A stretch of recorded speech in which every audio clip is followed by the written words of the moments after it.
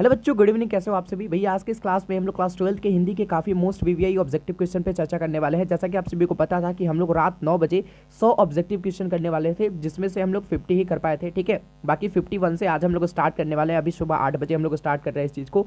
ठीक है, वीडियो पे एंड तक बने रहना, क्योंकि ये जो 100 ऑब्जेक्टिव का सीरीज में चला रहा हूँ ना, ये बहुत ही ज़्यादा इंपॉर्टेंट ऑब्जेक्टिव क्वेश्चन होने वाला है। ठीक है, जिसमें से हिंदी के और हिंदी व्याकरण के भी क्वेश्चन ऐड करे गए हैं। प्लीज़ वीडियो पे एंड तक बने रहना, मैं आप सभी से रिक्वेस्ट करना चाहूँगा। और अगर आप सभी ने इस वीडियो को अभी तक लाइक नहीं करे हो तो प्लीज़ वीडियो को लाइक कर लो, साथ में चैनल को भी सब्सक्राइब करके बेल नोटिफिकेशन जरूर से आप ऑल पे सेलेक्ट कर लेना, ताकि हमारी जो भी नए नए वीडियो है वो सबसे पहले आप तक पहुंच सके। और बाकी अगर आपको कोई भी डाउट होती है तो आप इंस्टाग्राम पे आ सकते हो। ठीक है, बाकी इंस्टाग्राम पे आके हमें फॉलो कर सकते हो, सपोर्ट कर सकते हो, वहाँ पे भी ज्वाइन हो सकते हो हमारे साथ। ठीक है, वहाँ पे भी हम लोगों का एक रिलेशन बिल्ड हो सकता है अगर आप सभी का सपोर्ट रहा तो। ठीक है, चलो जी, कोई बात नहीं, आप डाउट के लिए वहाँ पे आ सकते हो। बाकी हमारा जो आज का सेशन है, ठीक है, जिसमें हम लोग 51 क्वेश्चन से स्टार्ट करने वाले, 51 नंबर क्वेश्चन से स्टार्ट करने वाले हैं। तो आइए हम लोग शुरू करते हैं, लेट्स स्टार्ट। तो हमारे 51 नंबर क्वेश्चन है कि पदार्थों के समूह का बोध कराने वाले शब्द को क्या कहते हैं। जो क्वेश्चन आपका है वो लिया गया है संज्ञा से, ठीक है, यानी कि नाउन से। तो पदार्थ के समूह का बोध, तो समूह का बोध कराने वाले को तो आपको सिंपल सा पता है कि ये समूहवाचक संज्ञा कहलाता है। एग्जांपल के लिए आप भीड़ ले सकते हो, मेला ले सकते हो, आर्मी का जो भी कैंप होता है वो ले सकते हो आप।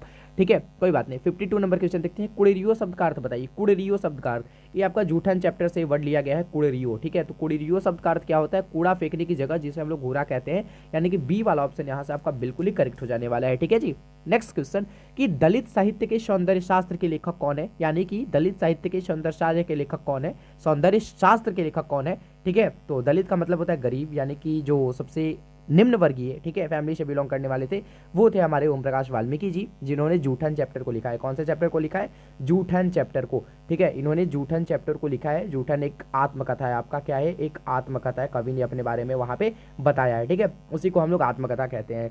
चलो जी, 54 नंबर क्वेश्चन कि ओम प्रकाश वाल्मीकि का जन्म कब हुआ था। मैं आपकी जानकारी के लिए बता दूं कि जो ओम प्रकाश वाल्मीकि थे उनका जन्म हुआ था 30 जून 1950 को। ठीक है, यानी कि बी वाला ऑप्शन यहाँ से आपका बिल्कुल ही करेक्ट हो जाने वाला है। अगला क्वेश्चन, उपेक्षा का विपरार्थक। विपरार्थक का मतलब होता है भैया विलोम, विलोम का अर्थ होता है उल्टा।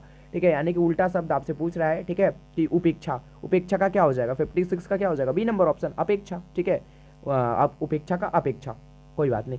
57 नंबर, अब और नहीं वाल्मीकि की कैसी कृति है। अब और नहीं वाल्मीकि की काव्य कृति है। ठीक है, यानी कि एक कविता है।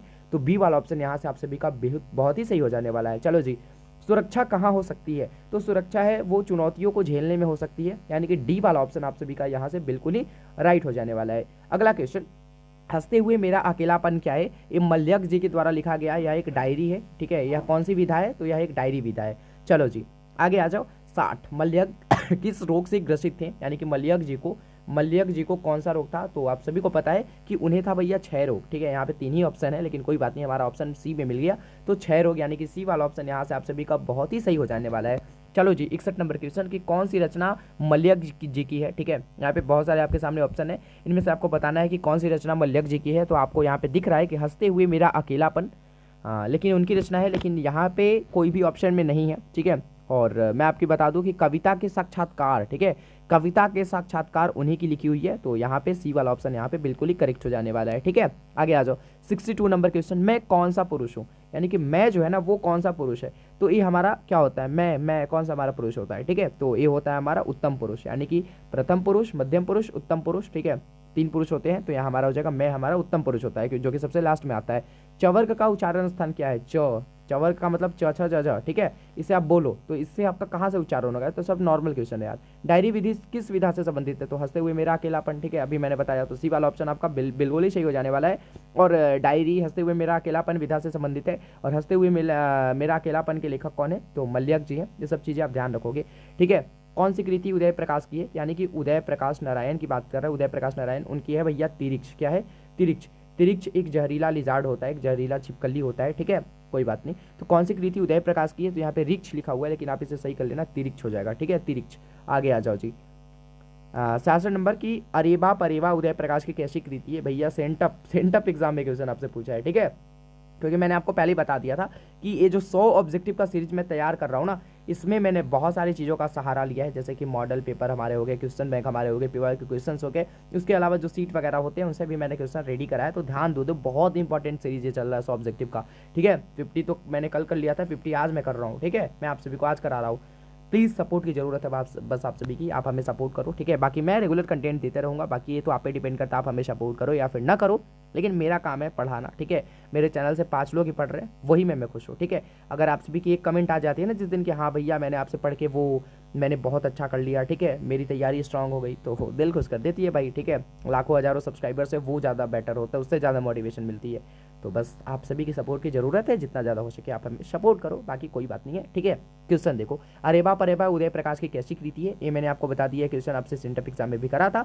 एक कहानी संग्रह, कैसी संग्रह है, कहानी संग्रह है। 67 उदय प्रकाश की कहानी कौन सी है, तो तिरिक्ष, अभी मैंने जस्ट बताया उदय प्रकाश की कहानी कौन सी है, तिरिक्ष, बी वाला ऑप्शन यहाँ से आपका बिल्कुल ही राइट हो जाने वाला है। अगला क्वेश्चन 68 नंबर कि दांत काटी रोटी होना, यानी कि दांत की काटी रोटी होना का अर्थ स्पष्ट करना है, तो दांत काटी रोटी का मतलब अत्यधिक मित्रता होना, ठीक है, यानी कि 68 का हमारा हो जाएगा ए नंबर ऑप्शन। और मैं आपको एक चीज़ बता दूं, ये मुहावरे के ऊपर मैंने मतलब एक बहुत इंपॉर्टेंट वीडियो बनाई है, ठीक है।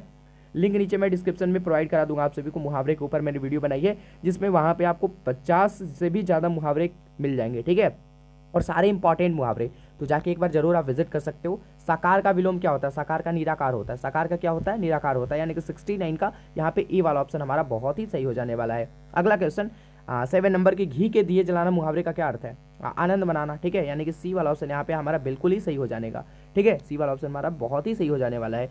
प्रत्यय क्या है, एक चीज मैं आपको बताऊं, उपसर्ग और प्रत्यय समझ लो आप सभी, उपसर्ग और प्रत्यय, उपसर्ग कोई भी शब्द के आगे लगता है, ठीक है, प्रत्यय कोई भी शब्द के बाद में लगता है, यानी कि जैसे मान लो यहाँ पे कोई हमारा शब्द होने वाला है, ठीक है, यहाँ पे भी कोई हमारा शब्द होने वाला है, इससे पहले उपसर्ग लगेगा और इसके बाद प्रत्यय लगेगा, ठीक है।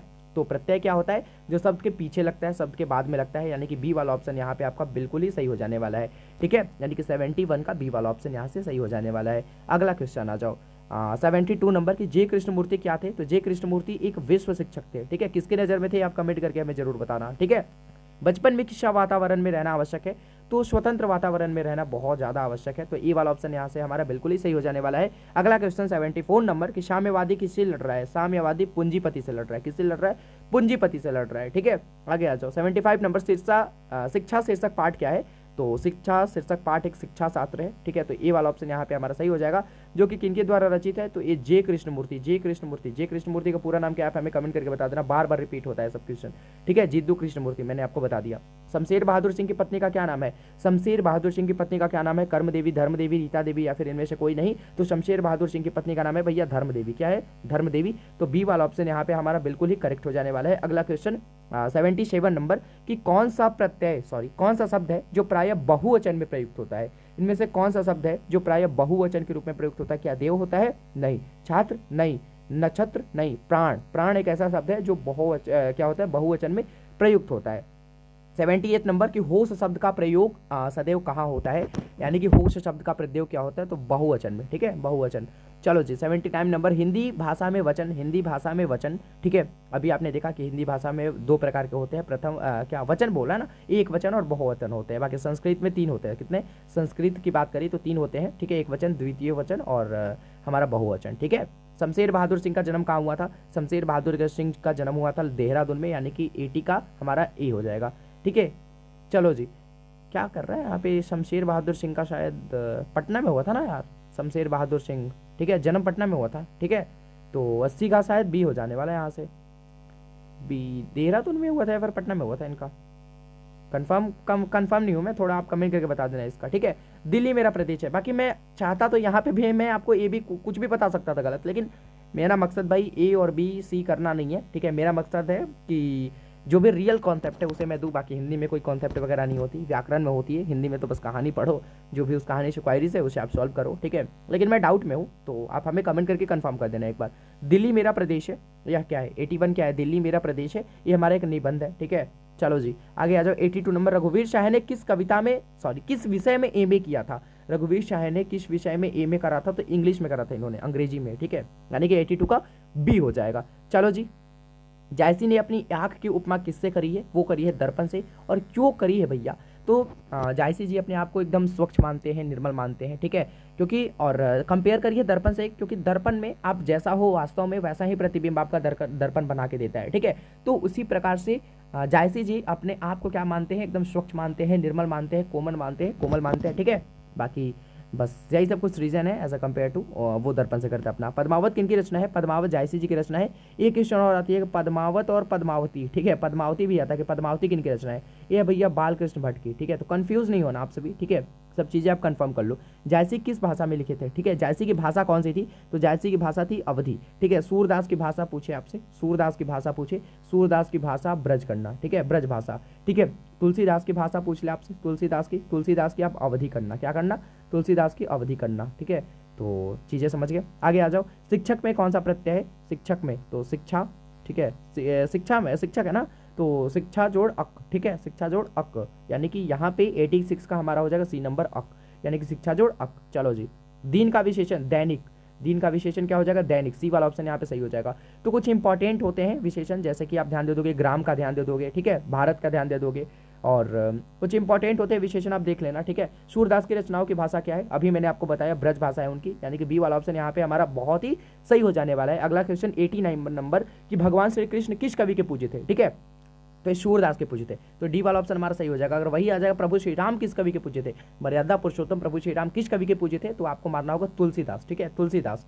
चलो जी, तुलसीदास की पत्नी का क्या नाम था? तुलसीदास की पत्नी का नाम था रत्नावली, यानी कि बी वाला ऑप्शन हमारा यहाँ पे बहुत ही सही हो जाने वाला है। और एक क्वेश्चन ये भी करा जाता है कि तुलसीदास का बचपन का क्या नाम था? तो याद रखना राम बोला, क्या नाम था? राम बोला इनकी बचपन का नाम था, और राम जी के भक्त थे, ठीक है। तुलसीदास जी कैसे कवि माने जाते हैं? तो ये समन्वय कवि माने जाते हैं, ठीक है, समन्वयवादी कवि माने जाते हैं। तो डी वाला ऑप्शन यहाँ पे हमारा बहुत ही सही हो जाने वाला है। तुलसीदास के शिक्षा गुरु कौन थे? शिक्षा गुरु की बात करिए तो शेष सनातन। अगर वही आपसे दीक्षा गुरु पूछता तो नरहरि दास आप टिक करते, ठीक है, ध्यान दे दें सब चीजें।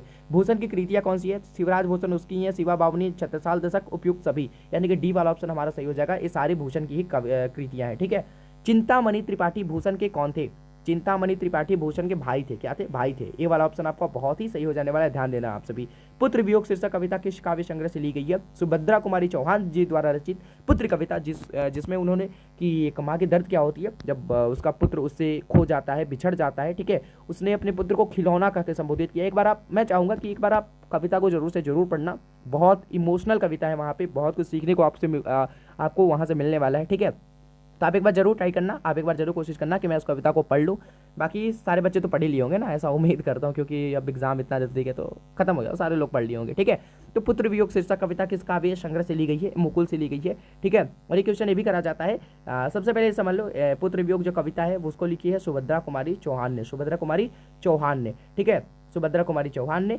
पुत्र वियोग हमारा मुकुल से लिया गया। सुभद्रा कुमारी चौहान की मृत्यु हुई थी कार दुर्घटना में, ठीक है, कार एक्सीडेंट में, ठीक है। और इनके पति का नाम था ठाकुर लक्ष्मण सिंह, इनके पिता का नाम था रामनाथ सिंह, ठीक है, सब चीजें याद रखोगे आप।